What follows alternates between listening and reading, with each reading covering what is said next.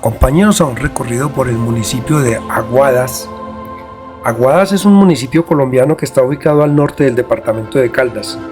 Aguadas ofrece a los visitantes su centro histórico, declarado Monumento Nacional en 1982. Este municipio pertenece al departamento de Caldas. Cuenta con una superficie de 482 kilómetros cuadrados. Fue fundado un 5 de julio de 1808.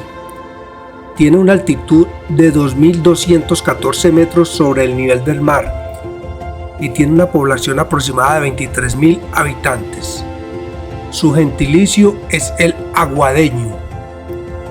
Los dejamos en un recorrido aéreo con nuestro dron y por favor no olvides darle me gusta si le gustó este video.